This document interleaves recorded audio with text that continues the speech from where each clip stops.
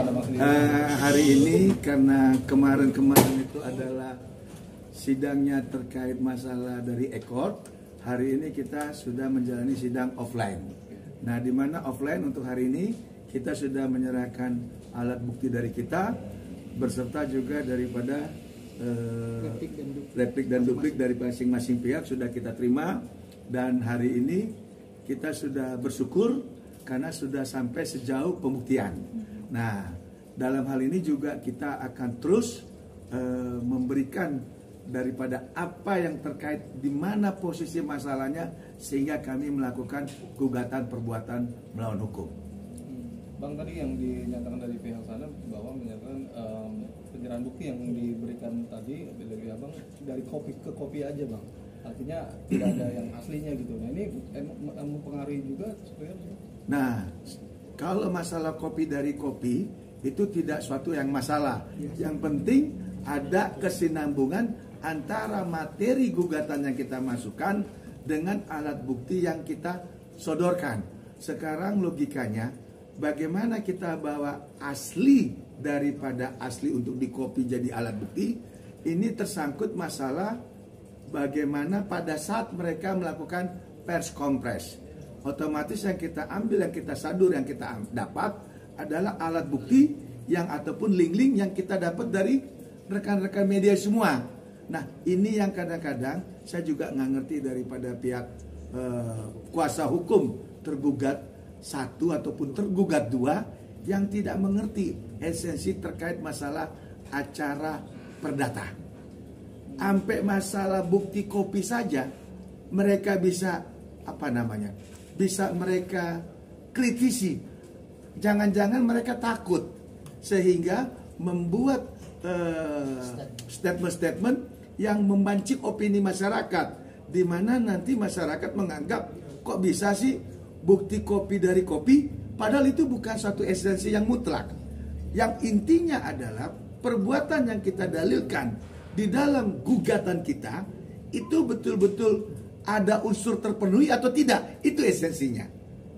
Karena ini bukan terkait masalah tindak pidana, tetapi kekuatan bukti surat, bukti keperdataan, yaitu bukti surat. Ada enggak bukti suratnya bersesuaian dengan gugatan kita? Itu esensinya. Terkait adanya gugatan rekonvensi, Bang, balik 60. Nah, oke, terkait gugatan rekonvensi, yaitu adalah aturan.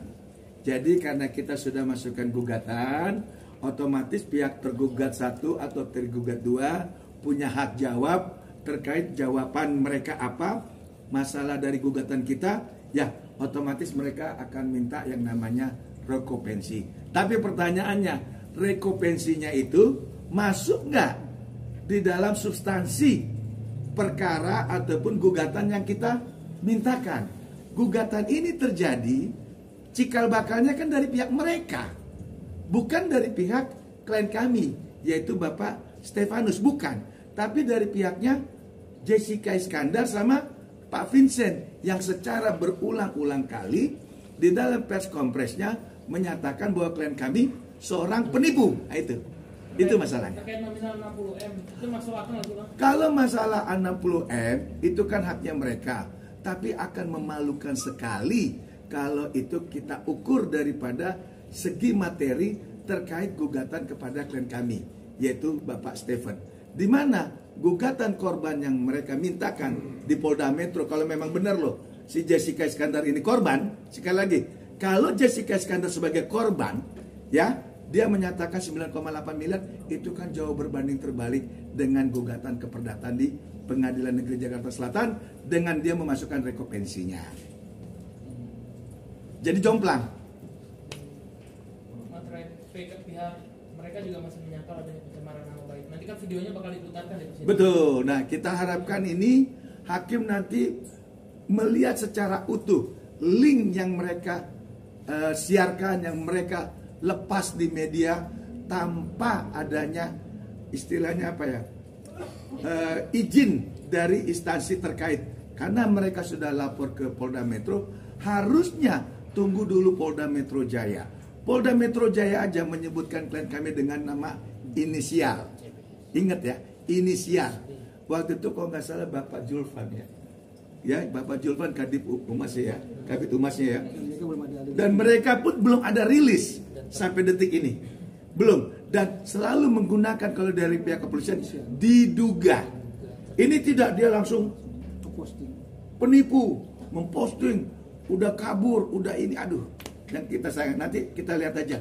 Mudah-mudahan hakimnya itu hakim yang memang mau melihat sisi keadilan daripada klien kami, yang belum ada satu putusan inkrah terkait klien kami bahwa seorang penipu. Ada seorang yang bernama Jessica Iskandar dengan Vincent vulgar pada saat press conference itu.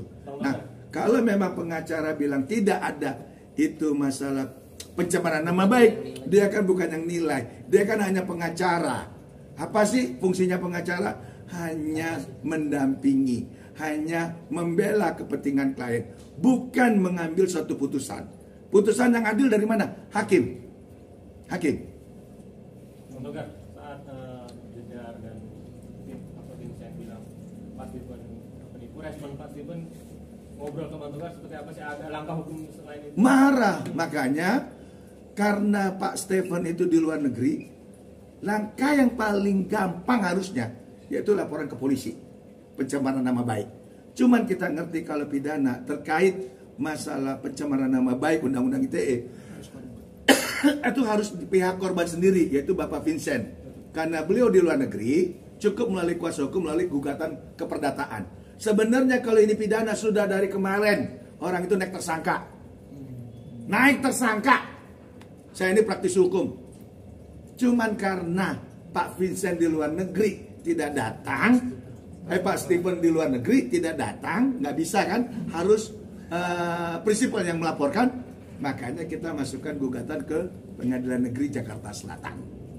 Saya yakin kok kalau Pak Stephen ada di Indonesia dan melaporkan resmi, apalagi pendampingnya saya, kuasa hukumnya saya kan, nah pasti naik itu status.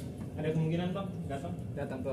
Kalau kemungkinan kan kita bicara kemungkinan terakhir kan dia sudah bicara depan hakim, kemungkinan itu selalu ada.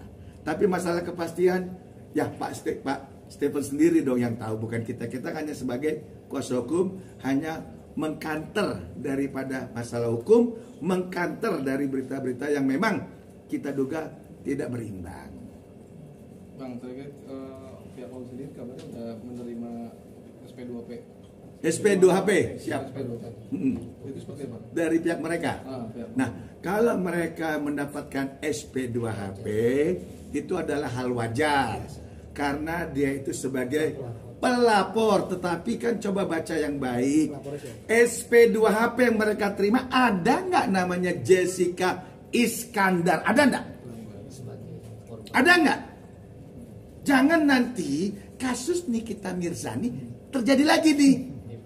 Nih terjadi. Sudah capek negara biayain proses dari polisi sampai ke jaksa penuntutan sampai di pengadilan, orang yang namanya di dalam pelapor itu tidak muncul, nggak nongol-nongol.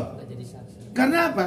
Saksi pelapor itu wajib didengar di dalam persidangan. Kapan dia merasa korban, kapan dia merasa dirugikan, bagaimana cara dirugikannya, nilainya berapa dirugikannya, lalu tempatnya di mana dirugikannya. Itu harus jelas loh. Kalau tidak, ya kita udah lihat ya, kemarin jurisprudensinya udah ada dari Pengadilan Negeri Serang ya, itu Nikita Mirzani dibebaskan dari segala tuntutan jaksa penuntut umum. Kan sayang, anggaran keluar, akhirnya klimaksnya apa? Nggak klimaks, anti klimaks. Hukum kok seperti itu. Nah, kalau memang Jessica Iskandar merasa dirinya sebagai korban, kenapa nggak dia lapor sendiri? Jangan mempermainkan hukum dan jangan mainkan media seolah-olah dia itu sebagai korban. Kan belum dibuktikan nih. Ajas praduga tidak bersalah lah. Ya.